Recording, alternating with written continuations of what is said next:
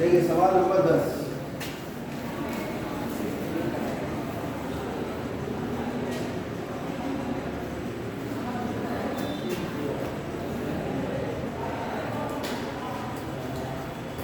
कह रहे हैं यदि दर्शाइए एक एपी है,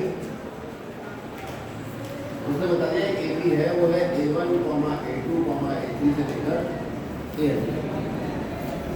यदि AN फर्स्ट पार्ट में उसने कहा है AN का मान है 3+4, प्रत्येक स्थिति में 15 पदों का योग क्या है?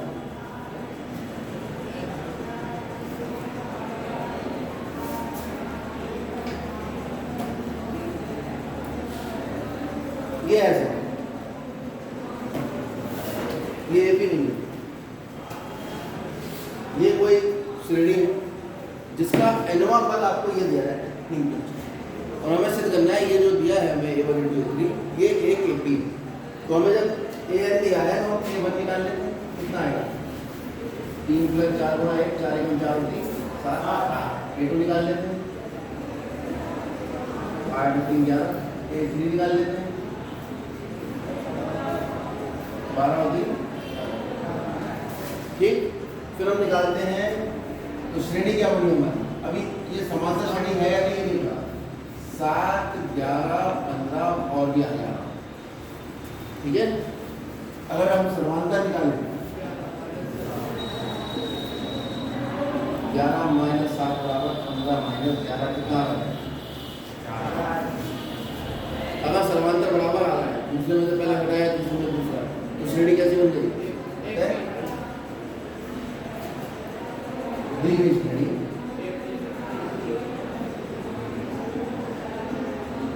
कैसी है?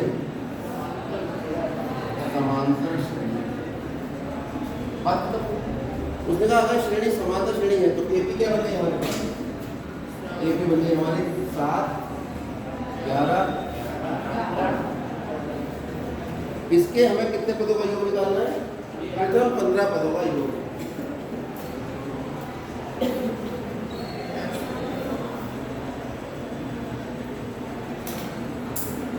प्रथम 15 पदों के योग को हम कहते हैं S15, इसे तो कहते हैं।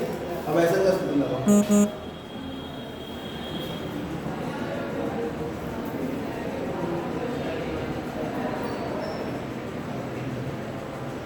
S15 जब निकालेंगे तो क्या आएगा?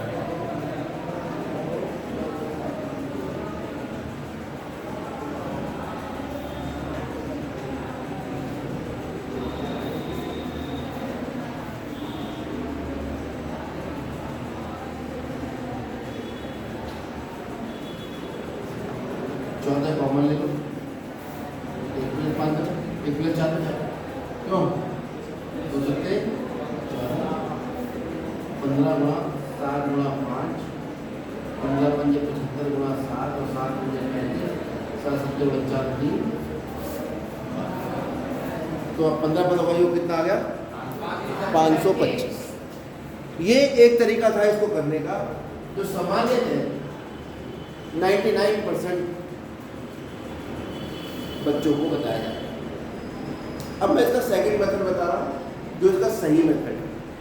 ये इसका सही मेथड नहीं है, लेकिन ये आसान मेथड है, जनरली इससे नंबर मिल जाते हैं। इसको आप तब करोगे जब ये वाला समझ में नहीं आएगा। ठीक है, सेकंड इसी को हल करने का सेकंड। हमारे पास श्रेणी है A1, A2, A3 और AN, जहां AN क्या है? 3+4, और हमारा क्या मकसद है? सिद्ध करना। ये क्या है? एपी है। लेकिन जब आपने तीसरे में से दूसरा घटाया, चौथे में से तीसरा घटाया, तीसरे में से दूसरा घटाया और दूसरे में से पहला घटाया, तो क्या चौथे में से तीसरा घटा के देखा? हो सकता है वो नहीं आए, हो सकता है 5वें में से चौथा घटा के नहीं आए, हो सकता है 12वें में से 13वां घटा के नहीं आए। यहाँ खाली इससे कैसे पता लग गया कि ये एपी? ठीक है, हमें तो ऐसी स्थिति चाहिए जो हर मान के लिए सही हो, चाहे हम 50 में का अंतर निकालें। ये तो नहीं क्लियर हो रहा है। उसके लिए क्या करना पड़ता है? सामान्य पद कौन सा है?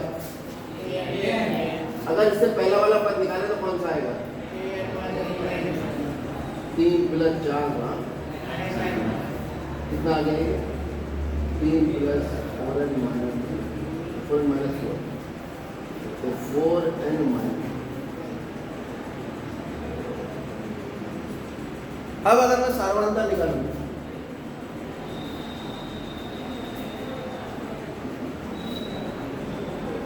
an माइनस एनवा पद, उसमें से उससे पहले वाला घटा, तो ये सामान्य पद हो रहा है। n के सामान्य पद के लिए काम, जहां n का मान कुछ भी हो, आप n का मान 1 रखो, 2 रखो, 3 रखो, 5 रखो, 8 रखो, 12 रखो, 120 रखो, 135 रखो, सारे मान रख सकते हो ना।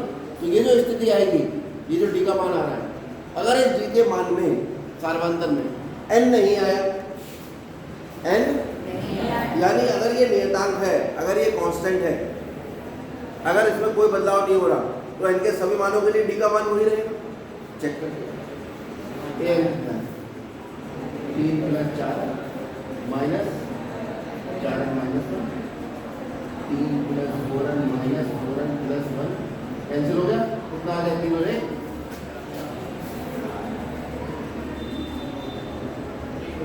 अब आप बताओ n का कोई भी मान रखो आप, सार्वधातुक कितना आएगा, इसलिए इसको जो किताबों में बताया गया है वो ये बताया गया है क्योंकि सार्वधातुक n से स्वतंत्र है। ये शब्दावली का प्रयोग होता है कि अगर कोई nवां पद दिया है और आप उससे n-1वां पद निकाल रहे हो, nवें पद में से n-1वां पद घटा रहे हो, और घटाने के बाद उसमें n नहीं आता, ठीक है, यानी वो कांस्टेंट आता है, तो दी गई श्रेणी कैसी होती है, समांतर श्रेणी। अतः an जो है वो समांतर श्रेणी का कौन सा पद है, n। अब तो बाकी का काम बचा 15 पदों का योग निकालना, ठीक है। तो 15 पदों का योग निकालने के लिए हमें a1 पता होना चाहिए। a1 कैसे निकलेगा, 3 प्लस 4 गुणा 1 कितना आ गया, 7, क्योंकि a1 ही क्या होता है, पहले पद को जो a कहते हैं, और d का मान कितना निकाला आपने, 4। अब आप ऐसे का फॉर्मूला लगाओगे और अब S15 निकालिए,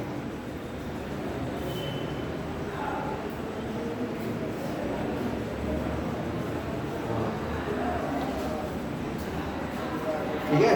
तो बिल्कुल यही आ जाएगा, कितना है, समझ आए। तो अब आपको ऊपर निर्भर करता है कि आप किस मेथड से करते हो, स्टैंडर्ड मेथड। मैंने आपको दोनों बताया, मैं यही कहूँगा कि आप दूसरे वाले मेथड से ही करें,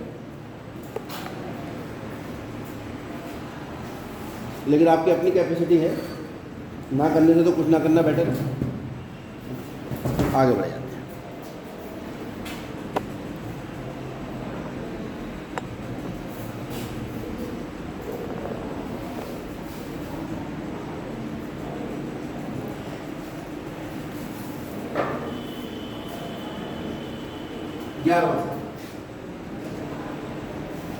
यदि एपी के प्रथम n पदों का योग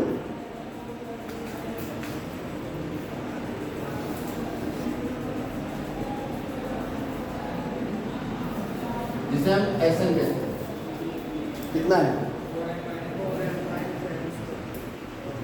वैसे भी एपी का nवां पद n की घात 1 में आता है, यानी रैखिक आता है, और n पदों का योग द्विघाती आता है। ये सामान्य नियम है, एपी का nवां पद हमेशा n में रैखिक होता है, n की घात 1 होती है, और n पदों का योग हमेशा घात n की घात 2 में आता है। 3 होगी तो वैसे मना कर दो, ये पहचानने का भी एक तरीका है कि एपी का n पदों का योग है, प्रथम पद, 2 पद, दूसरा पद। अब आप एक एपी देखो, 1 प्लस 2 प्लस 3, सबसे आसान वाली एपी यही है। इसके एक पद का योग कितना है, खुद पहला पद ही। इसके 2 पदों का योग कितना है, H2 का योग। अगर मैं 2 पदों के योग में से एक पद का योग घटा दूं, घटाओ, 2 और 1 3, 2 पदों का योग है, इसमें पहला पद घटाओ, 3 में से 1 क्या, कितना बचा,